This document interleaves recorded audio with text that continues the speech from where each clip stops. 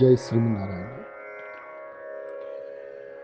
ఇప్పుడు మనం గాయత్రి రామాయణంలోని 15వ శ్లోకాన్ని చెప్పుకోవడానికి ప్రయత్నిస్తున్నాం.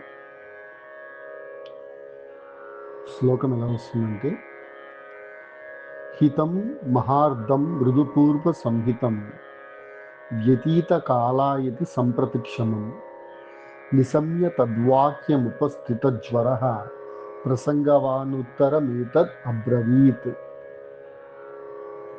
అంటే హితం మేలైనది లేదా మంగళకరమైనది, మహార్థం గొప్ప ప్రయోజనమున్న, మహార్థం గొప్ప ప్రయోజనమున్న, మృదువైన లేదా సౌమ్యమైన,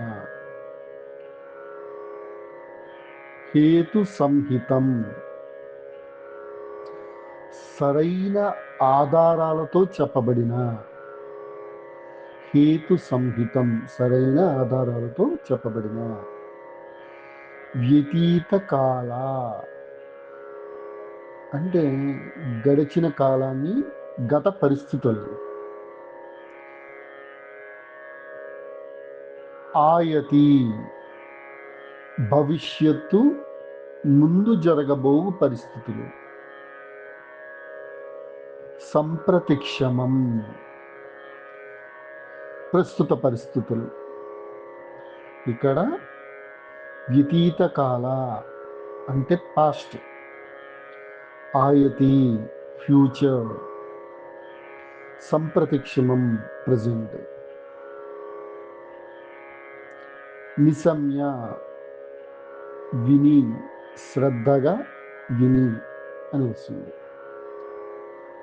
తద్వాక్యం ఆ మాటలను, ఉపశిష్యతి జ్వర ఆతృతతో, ఉపశిష్యతి జ్వర, జ్వర అంటే ఆతృతతో, ఆందోళనతో లేదా ఉత్సాహంతో, ఈ మూడిట్లో ఏదైనా కావచ్చు, కానీ కుదురు లేని వాడిగా ఉన్నాడు. అది ఆతృతతో అయినా ఉండొచ్చు, ఆందోళనతో అన్నా ఉండొచ్చు, ఉత్సాహంగా అన్నా ఉండొచ్చు. ఈ మూడిటిలో ఏదో ఒక భావంతో ఆయన కుదురు లేని వాడిగా ఉన్నాడు. ఎవరు? హనుమంతుడు.